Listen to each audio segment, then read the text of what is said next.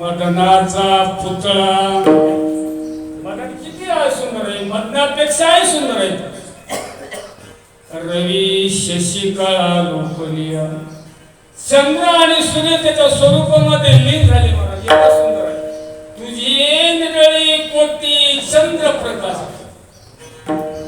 हजार सूर्याचा तेज त्याच्या कपाळावर एवढा भगवानाचा सुंदर आहे. काय त्याच्या सुंदरपणाचं वर्णन सांगता येईल. सुंदरपणा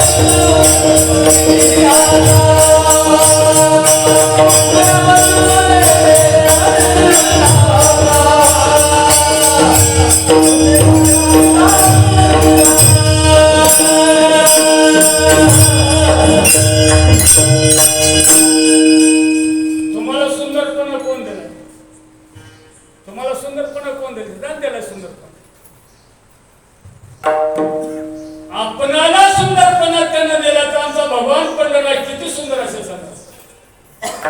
मला कोण दिले हात पाय कान, कोण दिले? त्यानं दिला.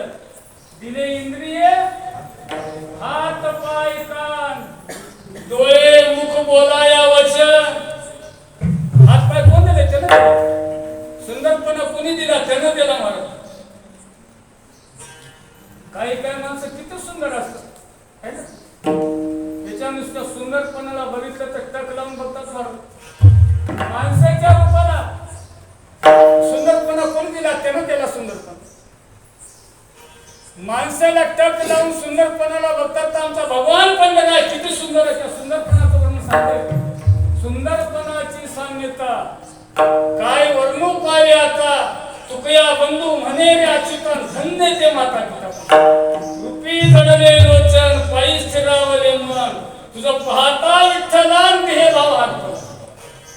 तुझं पाहता सामोरी दृष्टीने फिरे मागे.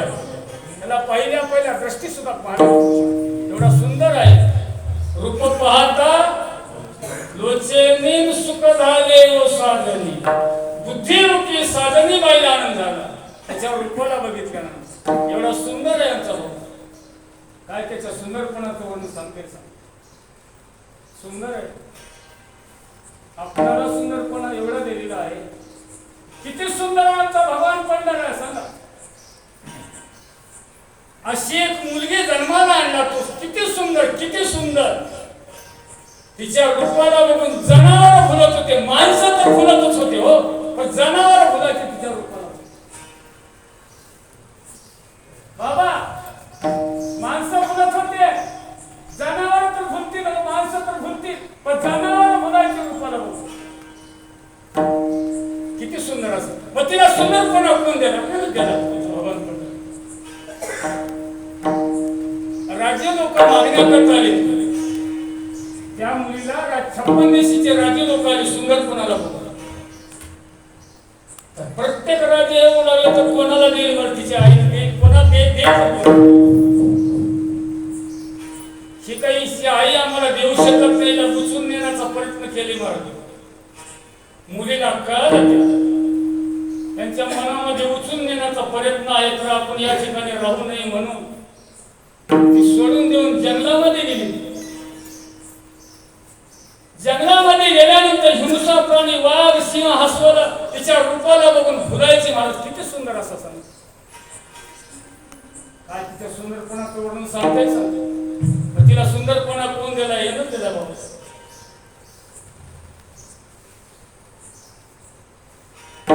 त्याच जंगलामध्ये ज्ञानोबा निवृत्तीना सोपान काका मुक्ताबाई जात होते भजन करीत घुळघुळा वाजत तिथं जण जास्त तुम्ही म्हणू नका कीर्तन जयंती सोडून हे बाबा महाराजांना किती सांगितलं बाबा 4-4 घंटे कीर्तन सोडून माझं नाव पहिलेच बदनाम झालं आणि मी कीर्तन जयंती सोडण्यात गेले की मला कोणी बोलणार नाही आपलं मी आता संपत आले थोडके दिवस राहिलेत आता किती दिवस करणार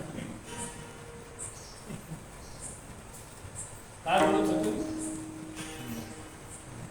जंगलामध्ये हिंसा त्याच जंगलामधून ज्ञानोबा निवृत्तीला सोपान काका मुक्ताबाई होते काळवाणी गायन करीत भगवान पंढऱ्याचं वर्णन चाललेलं आहे साधू संतांचं दर्शन घ्यावं म्हणून त्या ठिकाणी आणि ज्ञानोबाच्या पर साष्टांग दंड महाराज मी कोणाचं वर्णन करू आम्ही पांडुरंगाचं वर्णन करतोय कुठं आहे तो पांडुरंग पंढरपूर मध्ये आहे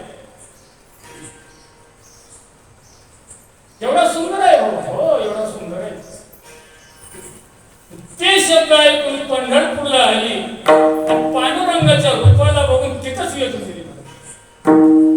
पहिली आली पैसेची चढून भगवंताच्या रूपाला बघून तिथं चढून बसली भगवंताचं नाम चिंतन करीत महाद्वारामध्ये बसली आज 750 वर्षाची गोष्ट आहे ज्ञानोबाच्या काळामध्ये अकबर बादशाहला ही बातमी समजली सांगितले महाद्वारामध्ये एवढी सुंदर मुलगी आहे